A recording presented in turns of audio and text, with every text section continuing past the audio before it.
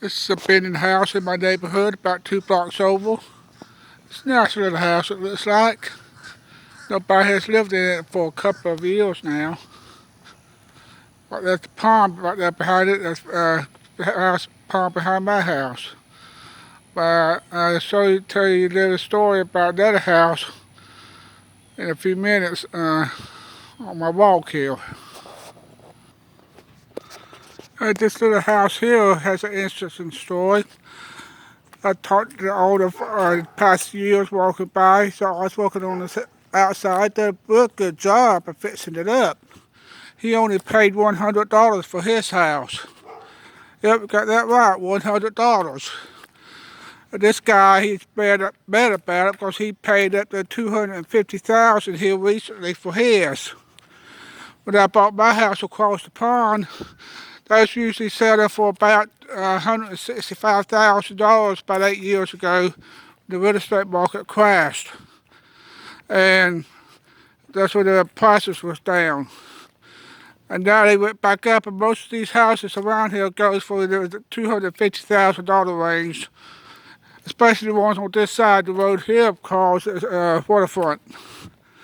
But then want some of the national houses. Like I said, he bought his house for $100 through adverse possession. He didn't get it from some owner that owned the house before. He did it, I think, the right way. He said that he would looked at properties that bank-owned properties, and then he moved in and took it over. He fixed it up, cleaned it up, paid the property taxes, and then I started doing the adverse possession. Well, I think in Florida, I think he said it's like 7 years you have to stay in the property, pay the taxes, and keep it up. He did it, and right when he went to apply for a deed, that's when the bank tried to stop him from taking it over, but the bank was too late. So he basically got the property for $100, and the guy next to him paid $250,000. My house across the pond, I paid $165,000. Now the first house I showed you, it's not bank owned. It's owned by some family that owned it and just moved. And they tried to sell it without having a for sale sign on it. They still own the deeds on the county website. So, yeah, if you see a bank-owned property, I have no problem with somebody moving in, taking care of the property, and fixing it up, not tearing it up and making it into a crack house or nothing like that, or ugly house, but fixing it up sort of like the other houses in the neighborhood, blend in. I'd rather somebody do that than the bank, just leave it sitting there. Yeah, like I said, I would about screw the bank and screw a family out of the house. And there's a place I usually like to go to called Witham Troy State Park. It's about 30 miles from here. Don't get to go off too much right now. Probably in the next few months when it starts getting cool. But there's several old farm sites in that area. The old farmhouses. Looked at some that had like 4 or 5 acres of land around it.